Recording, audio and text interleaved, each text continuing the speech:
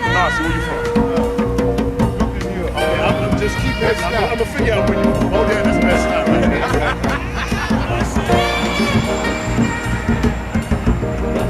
Sail on, sail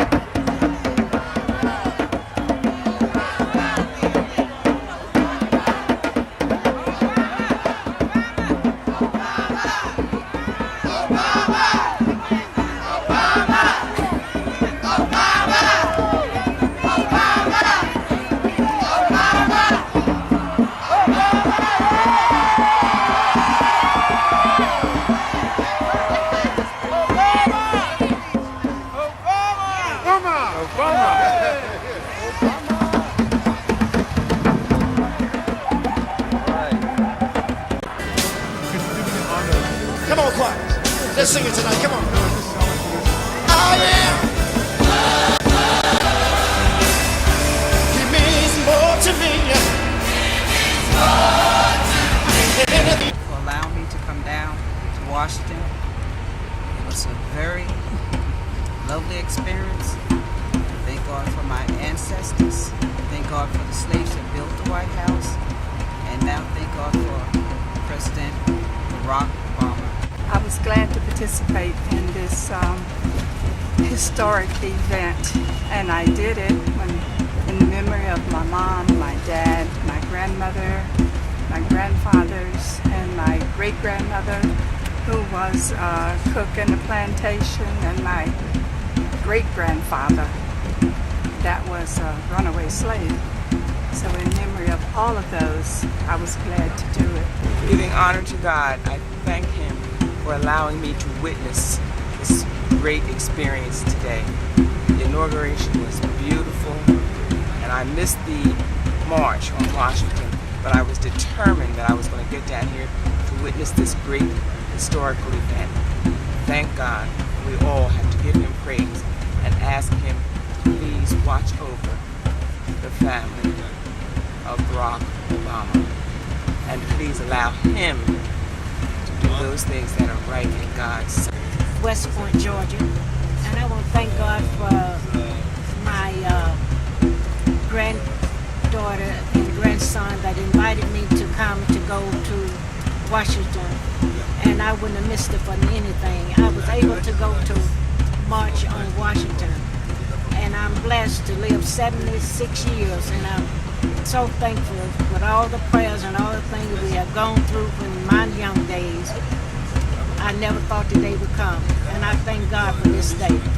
And I couldn't help but shed tears. And And I might not be seen there, but to know that I've been there and I can tell my great-grands and my grands and my friends about the joy that I shared today. I never thought I would make it, but thank God for Jesus. Proud and overjoyed really to be here with my family. Carl Jr. is here, my wife Maria is here, and really my people are here. I mean, I've never felt a greater sense of belonging to the American people, but I've never felt a greater sense really of the black race being vindicated. I feel like Dr. Martin Luther King's dream has come to pass, and I feel like the black nation in America is now, I think, on the spot, and I think we are being challenged today to rise up and show that responsibility that Barack Obama called for from us. I think we have to hold him accountable to the promise of really his new position and his brilliant mind and all his capabilities, but I also think that we have to demand that we live up to our possibilities and our potential really, because all the excuses I feel have been stripped away. My son can be president, and so can I, and so can any one of us. So I'm feeling like we have turned the corner and it's a whole brand new day.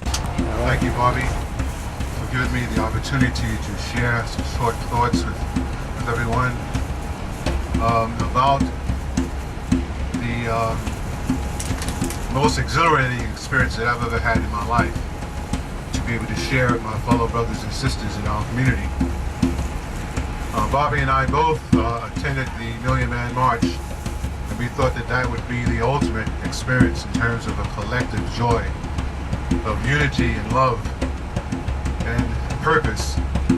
But indeed, today, overshadowed that umpteenth in terms of the dynamic aspect and possibilities of unity within our family, to respect of us as black men, our black women, and our children. It was some 30 years ago that the late, great brother Ozzie Davis was a keynote speaker at my godson's school. And he came there to speak about not him and Ruby Dee, but to speak about the African drum. He said that we need to bring the drum back to our family, because that was the first thing that was taken from us as slaves. And that was the beginning of the end of our unity in having a spiritual connection in terms of our rituals that we had in Africa. So today I played the drum not for self-aggrandizement and to display the essence of the African drum as a musician, of which that's one of 5 instruments that I play. I happen to also be a jazz drummer. But I played because I felt that it behooved me to pay tribute to our ancestors, to the Harriet Tubmans, to Malcolm, to Martin, to Frederick Douglass, to Du Bois, and on and on. It's just too long of a list. So indeed, I felt that it behooved me to honor that sacred ground in which the White House stands. It was built by slaves, as I did also at the African reinterment at the grave at Wall Street, which was also built by slaves. So in short note, I could say much more, but I just appreciate the opportunity to share with you these thoughts in terms of the importance of us bringing, as Ozzie said, every black community, every black household rather, should have a drum. Rather than a piano or any other instrument, we should have our drum in the house and a designated drummer. So as I do, as I volunteer and give service, I play at births, celebrations, and then towards the end I play and volunteer to play for funerals. And I have the honor of being able to play for the inauguration of the first African American president of these United States. Peace and love to everyone. Thank you.